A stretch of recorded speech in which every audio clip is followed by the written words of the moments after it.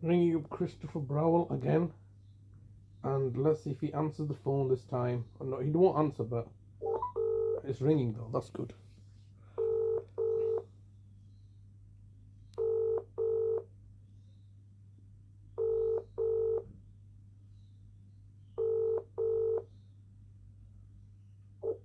This is the Vodafone voicemail service for 07762471196. Please leave a message after the tone. When you finish recording, please hang up or press the hash key for more options.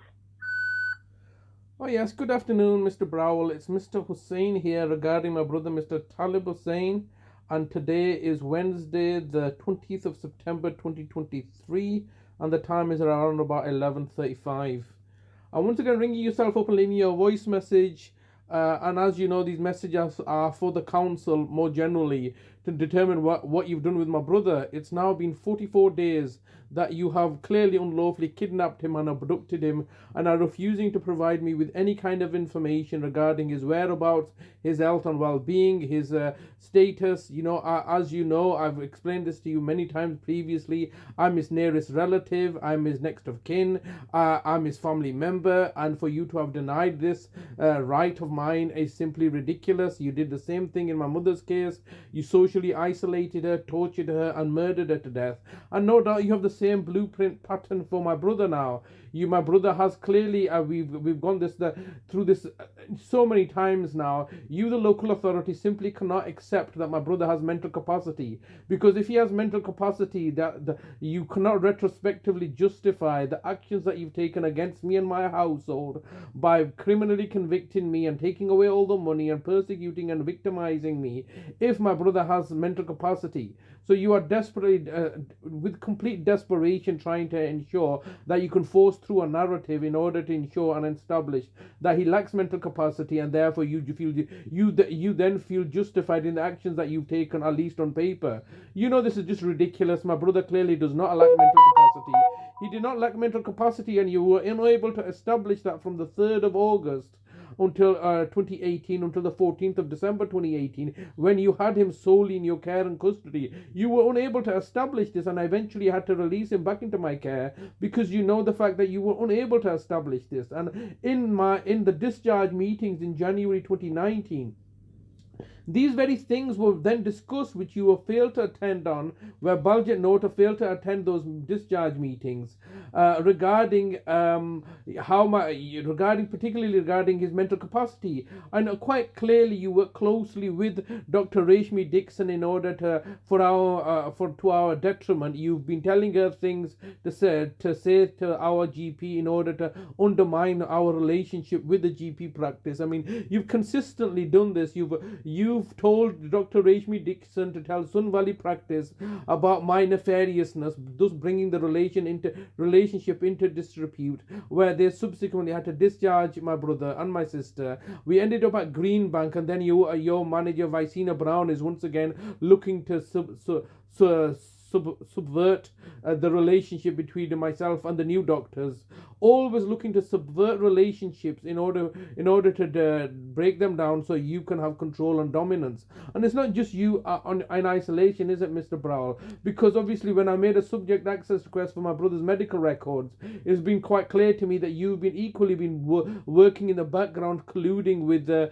GP practices in April when we were having cordial relationships, and you were telling me you've not contacted them. And quite clearly, this level of fraud and deception is despicable. Now, my brother has certain inalienable human rights which you're violating. No doubt he has emotional rights. How is this good for his health and well-being and mental state of mind, where you dragged him from the home, that's his place of residency, and are holding him isolated like this without any access to me, his nearest relative, brother, carer, and more importantly, his legal representative. My brother has elected me to be his attorney, which is a fact that your manager Nadia Khan is fully aware of, when I had threatened to murder him in hospital at BRI in March 2014.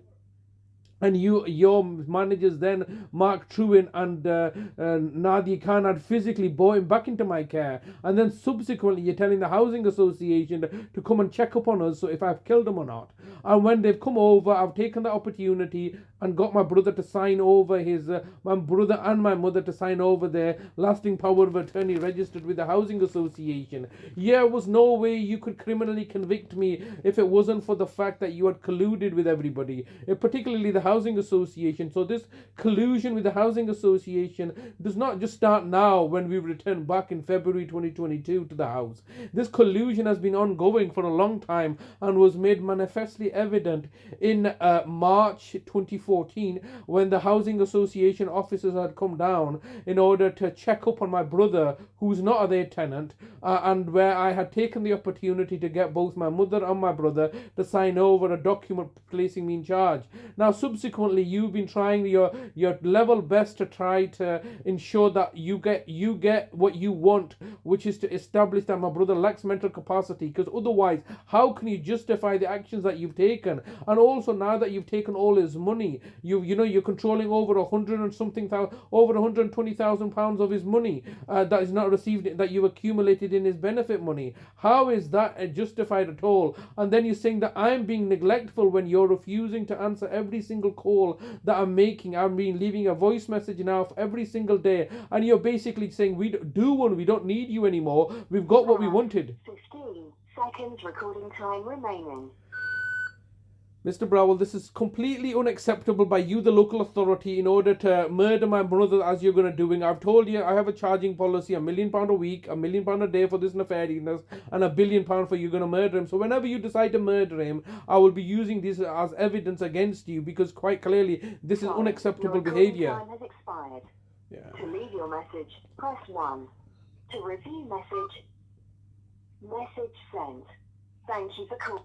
So they're receiving my messages every single day. They're refusing to respond because I don't know what they've done. My brother's probably deteriorated to such a degree. They're saying he's on the road to recovery. Now, why is he on the road to recovery? He was well. He was in my car. He was on the road to recovery in my care after 2 years of psychological abuse. Psychological abuse you can't just put a pill to fix it. It takes time. It takes effort. It takes a lot of hard work, which I had put in order to help him recover. The only things we were struggling with is that he doesn't have any teeth anymore. We were struggling with the teeth. We were struggling with the weight loss, but he was, mashallah, eating okay. His health was improving. I had no concerns regarding his eating. He was eating quite well. I was just surprised that he was not defecating as much, and there were issues with his constipation, which I was bringing back into being manageable. The only issue that we were really having was with the lack of money. The house became deteriorated, and they utilized that as a pretext. It was just simply any pretext that they needed to abduct my brother in order to get a legal advantage in the concurrent case that they are bankrolling through the housing association. The housing association are being fronted to go to the courts, while the local authority sneakily in the background are buying off the judges and the courts in order to get their objective. And the courts, mind you, are now being run by the previous public guardian, which was Nick Goodwin, whom I have had an issue with and whom I have accused of being instrumental in my mother's murder. And none of these things are getting investigated, and they can't get investigated. They will simply never be investigated, because if they are to be investigated, the evidence of what I'm saying is monumental.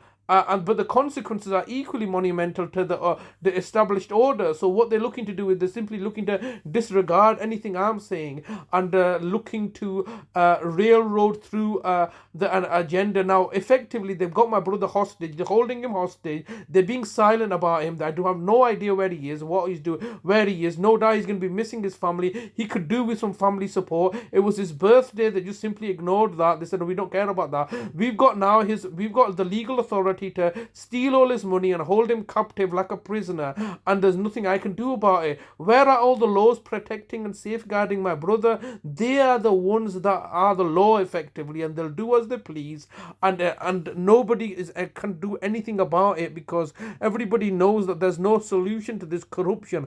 This is the Safeguarding Adult Board, which is run by the local authority, and they basically feel that they're above the law because they've got a remit to safeguard people. And the reality is that they've got no intentions of safeguarding people or people in their care. Or what they want to do is they want to use that power and authority to safeguard themselves from me, I guess, because I'm looking to expose the fraud and corruption and malevolence. Absolutely horrendous, absolutely disgusting, absolutely exhausting, and having to deal with these people. But I shall continue to persist.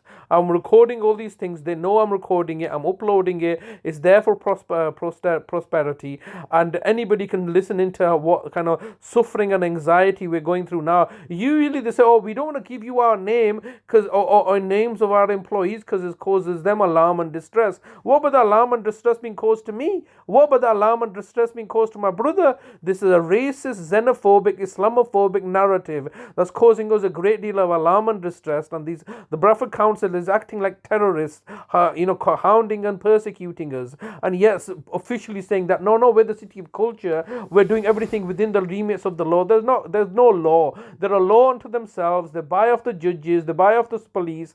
They've got the coroner in their back pocket, and they just murder people. They are quite literally committing genocide. And nobody's any the wiser. Nobody really cares. Everybody's just busy doing their own things. Nobody wants to get involved because they realize that, and I don't blame people, because what they're going to do, what is the solution here? The only solution is to dissolve the local authority, which then leaves the situation even worse for everybody, I guess. That's what everybody feels. There is no legal framework in order to deal with the situation because of fraud and malevolence being committed by the court system, by people in prominent positions of authority and power, and particularly the local authority, Bradford Council, who has a duty of care to its residents, whom are abusing that duty of care. Now look at my brother here. He doesn't speak English. He's got no hearing aid. He's got nothing, and he does not want to engage with them, and yet they're holding him hostage like this.